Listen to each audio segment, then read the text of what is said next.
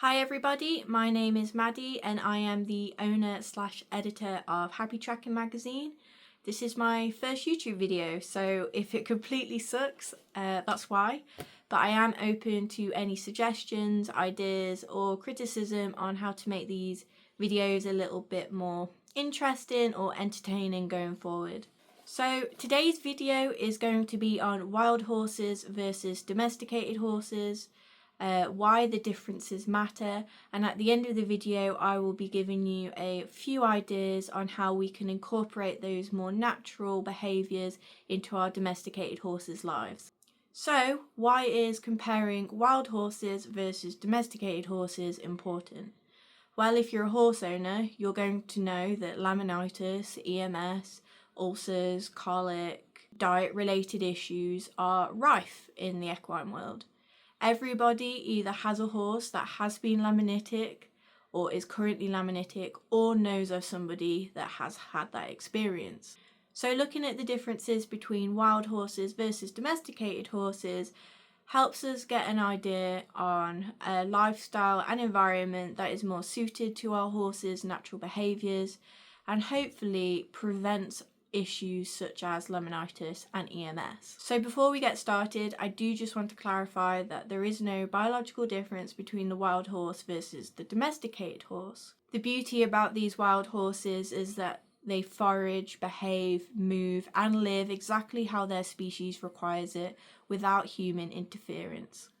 So in this video we're going to be covering diet, movement, socialization and hoof care. So number 1. Diet. Domesticated horses are traditionally kept in grass paddocks or stables.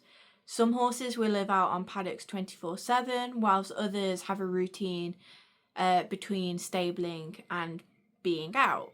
Now, whilst horses are grazers, browsers, foragers, the type of grass that they are naturally meant to digest is very different to the grass that is available in the UK. Now, I will just take this moment to clarify that during this video I'm going to be talking about the wild horses of the US Great Basin and horses living in domestication in the UK because that's where the majority of my experience lies.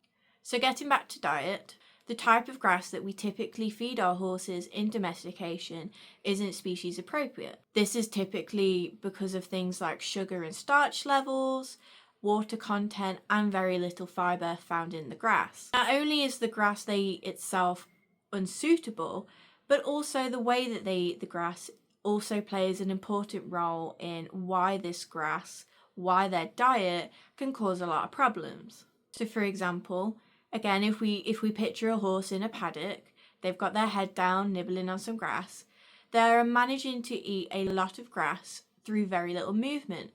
Now, if we look to the horses of the US Great Basin and what their diet consists of, it is very different. Now, although we don't know what the wild horse diet consists of with 100% certainty, because there has been no real research on the topic, it's generally thought that the diet of the wild horse consists of grasses and plants that are of a low nutrient value and are high in fibre. Unlike the diet of our domesticated horses, wild horses are required to move 20 plus miles per day to fulfill their nutritional needs. It's also not as easily accessible and a certain level of movement is required in order for them to forage properly on a 24-hour basis. So like I've just previously mentioned, domesticated horses tend to live in paddocks and stables. Now, movement is vital for the overall health of our horses because it affects things like their muscle, their fitness levels, their weight management, their blood and fluid circulation, joint health, hoof health, you name it. Now, if we go back to that picture of a horse eating in a paddock, what reasons do they have to move? They might wander off to see what their buddy's doing over the fence. They might get called for dinner. They might wander off for a drink.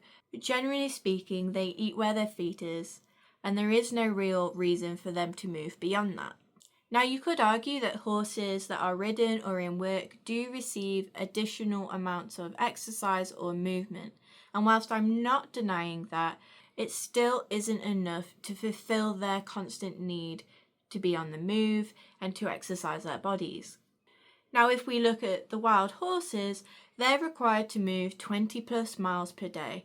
Again, this is to fulfill their need for water, for shelter, for grazing, or for things like running away from predators, seeking enrichment, or playing. So when we compare the two, there is a massive difference between how much a domesticated horse typically moves in a traditional setting and how much a wild horse is required to move for its survival.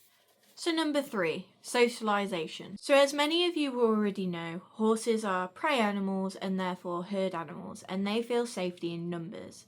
Now, if we look to our traditional domesticated setting, horses are normally kept in paddocks, live by themselves or in pairs. Additionally, horses kept in stables are isolated completely and are unable to socialize properly. Horses in the wild live in herds, which is not only super important for their mental health but also their physical health. In traditional settings, it's not uncommon for horses to experience separation anxiety, boredom or stress-related behaviours like cribbing, colic and ulcers, and also behaviours such as resource guarding. The majority of these behaviours can be linked back to isolation and not getting enough socialisation from a young age.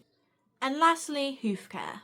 Now, hoof care isn't as simple as what's on their feet, so I could be talking barefoot, shoes, clogs, wedges, boots, but this also links to movement, diet, and the type of terrain that they are moving across. So for example, it's not uncommon for our domesticated horses to struggle with things like thrush, white line separation, splits and cracks, and other pathologies. Additionally, the use of shoes or poor trimming can also affect the hoof and how it functions, and also have a negative effect on the upper body as well. When we look back to the other 3 points that we have previously gone over in this video, these all have a knock-on effect to the health of the horse, which does include their feet.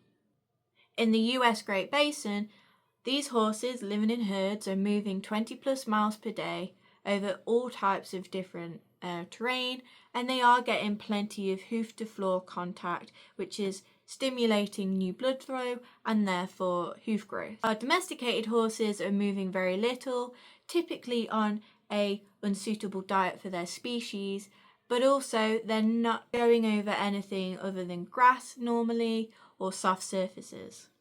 This in itself leads to problems such as poor hoof horn quality, contracted heels, thrush, footiness, and the domesticated world's typical response to this is the use of shoes. Like I've previously just mentioned, these wild horses living in the US Great Basin are able to carry themselves over 20 plus miles of varying terrain and have healthy hooves to do so. However, hoof care and hoof health is such a massive subject, and I obviously can't get into it too much in this video, so that might be an idea for a future video, is to kind of discuss why these issues are happening and what we can do about it. Keeping these differences in mind, how can we improve our domesticated horses' lives using the wild horses' lifestyle and environment? So Jamie Jackson's concept, Paddock Paradise, sometimes known as a track system, is a brilliant way at providing our domesticated horses with the benefits and environment that they would receive naturally in the wild. The track system mimics natural behaviours, promotes herd living and 24/7 turnout, but also increases movement and allows 24/7 foraging. If you're not someone that's able to set up a track system, here are some other ways that you could promote more natural living for your horses. So number 1, make sure your horse has enough access to fibre, and by fibre I mean hay. Obviously make sure that your hay is species appropriate, but by feeding hay throughout the day so they have constant access and are able to trickle feed, we are constantly lining their stomachs and preventing things like ulcers and colic from occurring. Remember, horses in the wild have constant access to forage, so they are able to eat little and often throughout the day and night. Number 2, make sure they're getting enough movement. Now this can be quite difficult if your horse isn't kept on a track system, like I would highly recommend, but you can increase their movement in other ways. Now I know we mentioned that exercising or riding several times a week isn't enough movement throughout the day for these horses to benefit from completely, So looking at how you situate things in your paddock might be the extra step that they need to get some more movement in. For example, don't put your hay next to your shelter, don't put your shelter next to your water, and try to spread things out as much as possible. Number 3, get rid of the grass. So unless you're living in a semi-arid environment like the US Great Basin, chances are that the grass your horses are eating isn't species appropriate and is causing long-term damage. Again, a paddock paradise track system is really super beneficial for this, but obviously if you can't do this, then look into getting rid of the grass in other ways and maintaining it throughout the year. Number 4, make sure your horse always has a friend. Horses are herd animals and they do require constant socialization to be healthy and truly happy. It's unfair to keep a herd animal that benefits and thrives in a herd environment by itself, but we're increasing the risk of anxiety and stress and putting them in a situation where they can't truly switch off. Number 5, look at going barefoot. Now, barefoot is not as simple as taking your horse's shoes off and going voila. Going barefoot and staying barefoot successfully requires a complete diet overhaul, typically speaking, and lots of movement to maintain it on an ongoing basis. However, the benefits of going barefoot are endless, including full function of the hoof without restriction, more stimulation and hoof growth, a better balanced hoof, and a happier upper body that isn't being affected by the use of shoes or some other type of hoof care.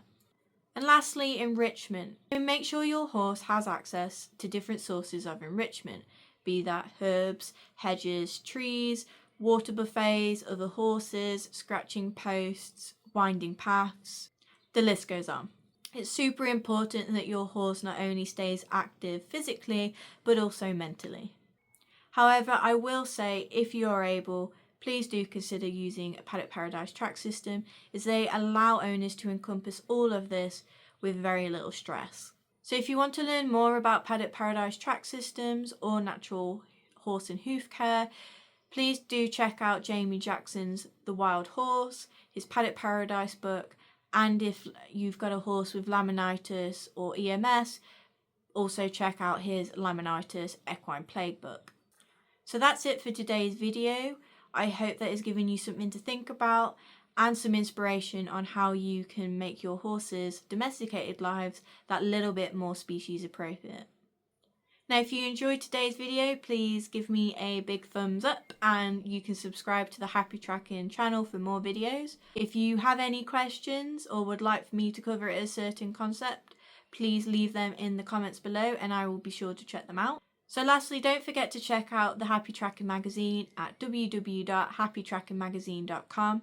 The magazine is all about natural horse care and paddock paradise track systems, and it includes things like transformation stories, barefoot horses, tips and tricks, guest articles, and a whole lot more. So that's it for now, and I'll see you in the next video. Happy tracking!